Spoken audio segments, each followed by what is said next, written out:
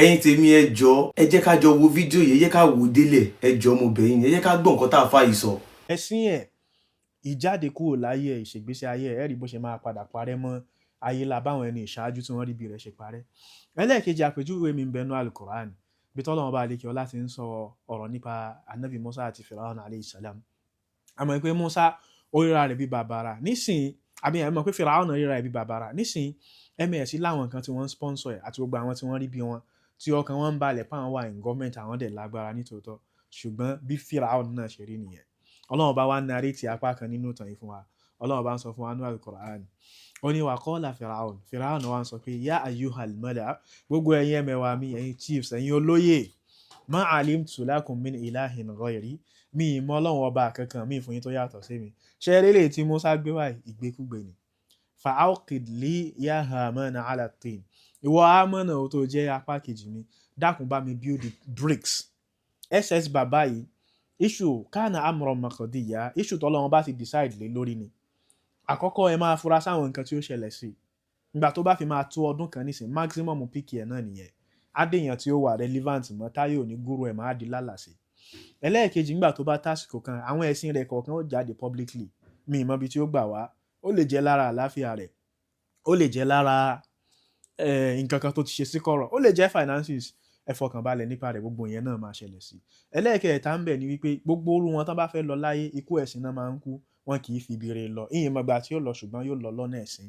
Ìyẹn dájú èèyàn lè mọ̀ ṣe tí ń ṣe kó kángun síbi tó dáa.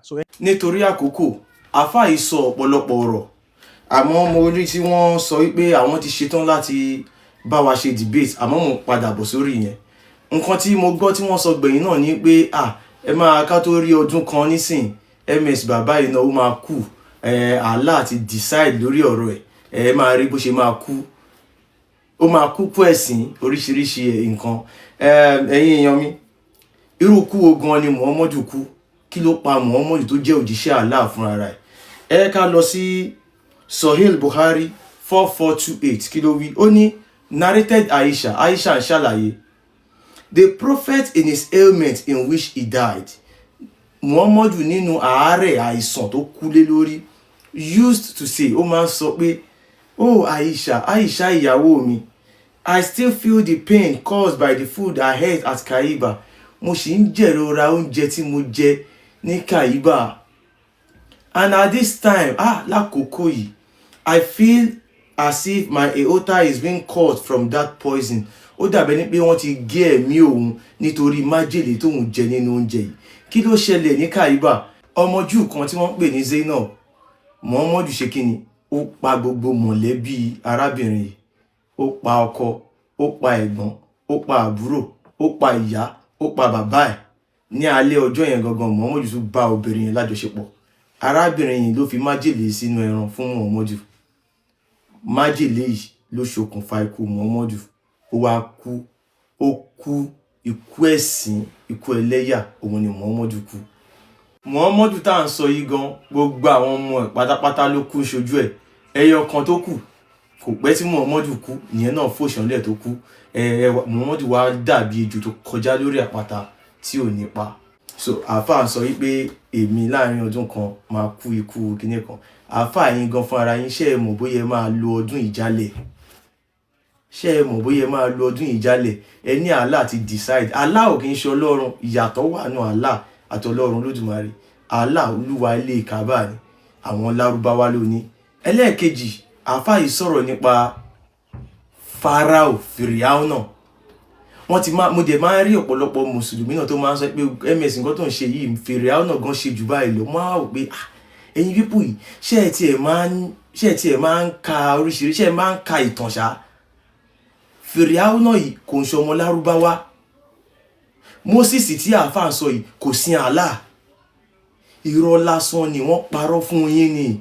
Mo sọ fún yín pé Quran látòkè délẹ̀ irọ́ ni. Ẹ ká wo nǹkan tí mo gbé sókè yìí. Mo ní outside Islamic tradition did Moses worship Allah? Wọ́n ní outside of Islamic tradition, specifically within Jewish and Christian traditions, Moses tẹ́yìn pé ní Musa did not worship a deity referred to by the specific Arabic name Allah. Moses ò sin ṣìgìdì tí orúkọ ẹ̀ ń jẹ́ Allah, kò sí. Nǹkan tí Moses sìn òun ni Yahweh, èrè náà nìyẹn náà, Yahweh, Jehovah, nǹkan tó sìn nìyẹn, kò sìn Allah. Àáfàá yìí sọ pé àwọn Christian ló ń fọ́ǹdì, wọ́n fọ́ǹdì wa, ẹ̀yin ọmọ Oòduà, wọ́n fọ́ǹdì wa o, òdodo là ń sọ fún yín o. A fi àkókò wálẹ̀ láti máa ṣe nǹkan tá à ń ṣe yìí, a ò gba 1 naira, kò sí nǹkan tó fún wa ní 1 naira. Ẹni tó bá náà ń fọ́ǹdì wa kó jáde kó sọ. Wọ́n rò pá wàá dàbí àwọn tí wọ́n ń gba owó láti kó wa lẹ́rú fún ìran Lárúbáwá, kò sí nǹkan tó fọ́ǹdì wa o.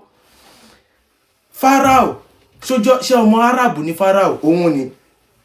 Wọ́n ní no, Pharaohs were rulers of ancient Egypt. Àwọn tó rúlù wọn ló ń jẹ́ Pharaoh. Ẹ bi wọ́n pé èwo náà àwọn Pharaoh. Ẹ máa wá gbọ́, wọ́n ní a civilization that predated the arrival of Arabs and Arabic language in the region. Àwọn Pharaoh yẹn ti wà, àwọn tó máa ń ṣàdarí wọn, wọ́n ti wà. Èwo náà àwọn adarí wọn, torí gbogbo adarí wọn ló ń jẹ́ Pharaoh.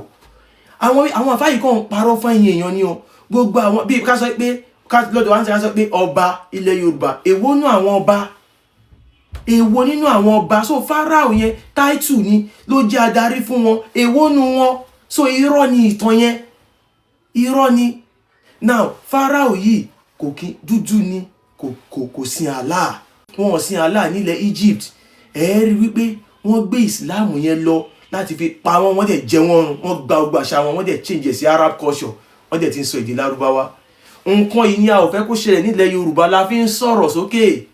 Ẹ̀yin ọmọ Oòduà, mo fi Ọlọ́run Olódùmarè búra fún yín, Islam irọ́ ni o. Wọ́n fẹ́ wá fi ba ayé wa jẹ́ ni. Àmọ́ àáfà, ẹ ti gba challenge wa, ẹ ti gbà láti bá wa ṣe debate. Nǹkan tó kù báyìí ni wípé bẹ́yìn ṣe nímọ̀ báyìí, nǹkan tó kù báyìí ni pé ká ṣe debate yẹn, a máa ṣe ní live orí radio station. Tá a bá ṣe ní TikTok, wọ́n gbọ́dọ̀ máa hear lórí radio station débi pé gbogbo àwọn ará ilẹ̀ Yorùbá pátá ló máa gbọ́. So a máa ní Oríyọmí consent, Oríyọmí Hamzat láti publicize kìíní yìí, tàbí Yínká Ayéfẹ́lẹ́ tàbí Kọ́lá Olótù.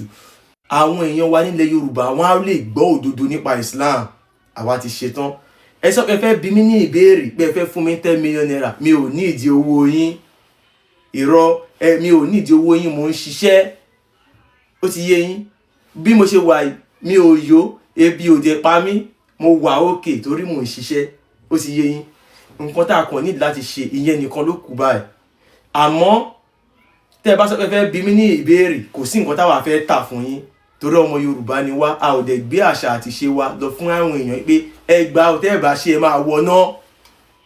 Ẹ̀yin lẹ ní Islam, tá a bá ṣe a máa wọná, àwa ń béèrè ìbéèrè lọ́wọ́ yín. Àmọ́ tó bá jẹ́ pé ìyẹn wá le, tẹ́ ẹ ní ìdáhùn fún àwọn ìbéèrè wa, torí mo máa ń tag yín sí gbogbo fídíò mi, ẹ ò dẹ̀ ever reply pé nǹkan tí mo sọ pé rọ́ ni. Òun lẹ́yìn náà sọ, ìyẹn sọ pé lódodo ẹ máa ń rí mi ní comment nínú message yín, torí mo máa ń tag yín ló ṣe rí bẹ́ẹ̀. A wà ní life báyìí, èèyàn kankan ò ní bú yín. Tó bá jẹ́ pé irọ́ là ń papá ń tan àwọn èèyàn yìí pé ṣìgìdì ni Allah, ẹ máa bọ̀. Ó dé ní. Tó bá jẹ́ pé irọ́ là ń pa, tá à ń sọ fáwọn èèyàn pé wọ́n ò rán Muhammadu sí wa, ó di méjì, ẹ máa bọ̀. Tó bá jẹ́ pé irọ́ là ń pa pé Islam ẹ̀jẹ̀ ìtàjẹ̀ sílẹ̀ ni, ẹ máa bọ̀. Tó bá tún jẹ́ pé irọ́ là ń pa pé Islam ẹgbẹ́ òkùnkùn ni, ẹ máa bọ̀. Tó bá jẹ́ pé irọ́ là ń pa pé Quran kò sí nǹkan tó kàn wá ń bẹ̀, pé kò sádùúrà ń bẹ̀, ipe ìtàn Ìjàpá àti Yánrinbo ni, ẹ máa bọ̀. A wà ní live, a máa fún yín ní gbogbo time tẹ́ fẹ́ láti ṣàlàyé. Tó bá jẹ́ pé irọ́ là ń pa pé Islam ó gba àwọn ọkùnrin láyè kan máa fẹ́ ọmọ kékeré, kan máa bá ọmọ kékeré sùn, ẹ máa bọ̀. Tó bá jẹ́ pé irọ́ là ń pa. Ìbéèrè pọ̀ nílẹ̀ àfà, ó dá mi lójú pé tẹ́ ẹ bá wá ẹ ní farare lọ. Ẹ gbọ́, ó dá mi lójú pé tẹ́ ẹ bá wá, mo dẹ̀ mọ̀ pé ẹ ò ní fẹ́ wá. Àmọ́ èmi náà wá ń ṣàdúrà báyìí pé wọ́n máa tì yín wá. Ọlọ́run á jẹ́ kẹ́ ẹ wá, a máa gbé yín wọlé, a máa fún yín ní gbogbo àkókò yín. Èèyàn kankan ò dẹ̀ ní bú yín, àfà. Ẹ máa bọ̀. Ẹ wá dáhùn àwọn ìbéèrè wa. But tó bá pé debate, wáyé pé orí ẹ fẹ́ ṣe kó jẹ́ debate, kò torí nǹkan tẹ́ fẹ́ bá wa debate èmi ò mọ̀. ìbéèrè tẹ́ fẹ́ bi wá èmi ò mọ̀, tó bá jẹ́ pé nípa afá ni èmi ò mọ̀, àwọn babaláwo lè máa lọ bá ṣe debate yẹn, kò sí nǹkan tó kan àwa. Nǹkan tó kan àwa ni pé Islam tẹ́ fẹ́ wá fi gbalẹ̀ wa, tẹ́ fẹ́ fi bayé wa jẹ́, ẹ máa bọ̀. Láfikún ẹ tún sọ kíní kan sọ pé a máa ń pè àwọn àfáà ní akéwú tọrọ jẹ, bẹ́ẹ̀ ni a máa ń pè wọ́n lákéwú tọrọ jẹ torí pé wọn ò níṣẹ́. Tẹ́ bá wá níṣẹ́, kí níṣẹ́ tí yín ẹ jẹ́ ká mọ̀. Tí ẹ ò bá kí ń ṣe agbèrò Mẹ́kà náà akéwú tọrọ jẹ ni torí pé wọ́n ń kó wa lẹ́rú fún ìran Lárúbáwá ni. Owó tó yẹ ká fi develop ìlú wa, àwa lọ fi ń tún ilẹ̀ Lárúbáwá ṣe, a lọ fi ń lá òkúta. Olúmọ wà ńbẹ̀. Àfà tó bá pẹ́yìn mùsùlùmí ò kí ń sin òkúta, ẹ máa bọ̀ ẹ wá sọ fún wa. Àfà mo tún bá yín mo wá gbàdúrà Ọlọ́run á jẹ́ kẹ́ wá. Ẹ̀yin tẹ́ jẹ́ mùsùlùmí, gbogbo nǹkan tí mo sọ yẹ sọ fún àfà pé tó bá jẹ́ pé irọ́ nìkan máa bọ̀ ní live, a wà ní live báyìí, anytime wọ́n lè join wa tá bá ti wà ní live, ó lè jẹ́ Friday on free, èní ìyá wà ní live. But tó bá pé ti bí debate tẹ́ sọ yẹn, èmi ti gbà, àwa la fẹ́ béèrè ìbéèrè, àwa ò sọ fún yín pé kẹ́ ẹ ṣe wá ṣe Ògún, kẹ́ wá ṣe Ṣàngó. Oníkálukú ló ní nǹkan tó ń ṣe nílé ẹ̀. Tẹ́yin bá jẹ́ ọmọ Yorùbá lóòótọ́, oníkálukú ló ní nǹkan tó ń ṣe nílé ẹ̀. Àmọ́ tí Islam yẹn sẹ́ tó bá jẹ́ pé ẹ̀sìn Ọlọ́run ni, tá Allah yẹn bá jẹ́ Ọlọ́run Lódùmarè sẹ́ ó yá, àwa ti anytime January la wà yìí, àwa ti gbà. Ẹ̀yin ẹ kàn sọ fún wa yìí pé ó yá o MS bàbá o on the 10 o on the 15 o ká dẹ̀ fi sí rọ̀lẹ́ tá a máa ti dé láti ibi iṣẹ́, àwa ọ̀rá mú lẹ́sẹẹsẹ. Ẹ̀yin tèmi, Allah kò kí ń ṣe Ọlọ́run Olódùmarè, Olúwa ilé Kàbá ni mo sọ yìí, mo dúró, ó dìgbà.